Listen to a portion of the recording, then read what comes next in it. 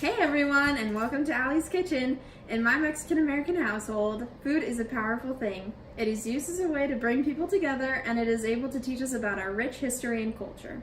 Today I want to teach you how to make one of my favorite Mexican appetizers, guacamole, a traditional Mexican dip made with avocados.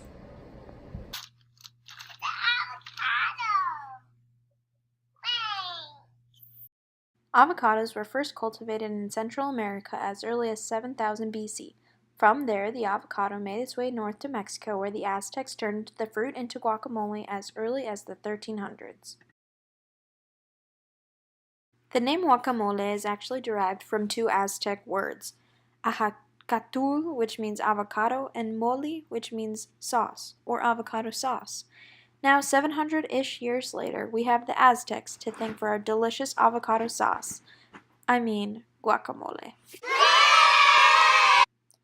To make this delicious dip, you will need 3 ripe avocados, half of a red onion, 2 Roma tomatoes, half a bunch of cilantro, 1 lime, half a jalapeno or less, depending on the spiciness, and salt to taste.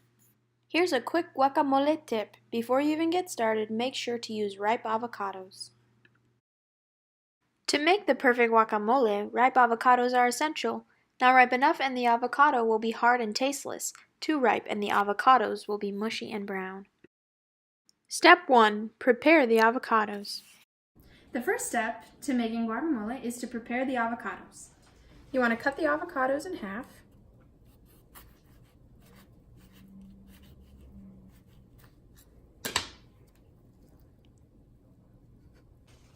Score the inside.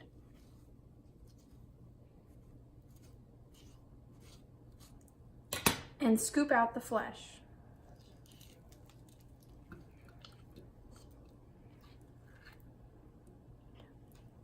Do the same thing on the other side, this time removing the pit beforehand.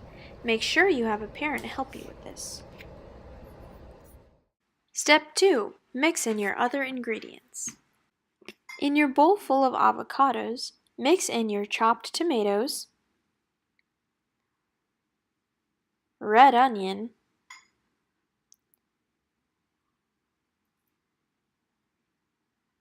cilantro,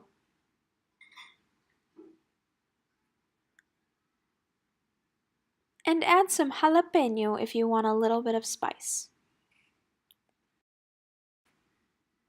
Stir until everything is well combined.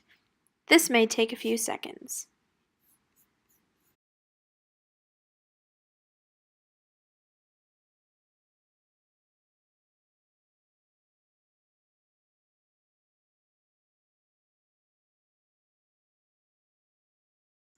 Step 3. Add salt and lime to taste. Step 3. Sprinkle in a little bit of salt and some lime juice. Now you can taste test and adjust to your liking.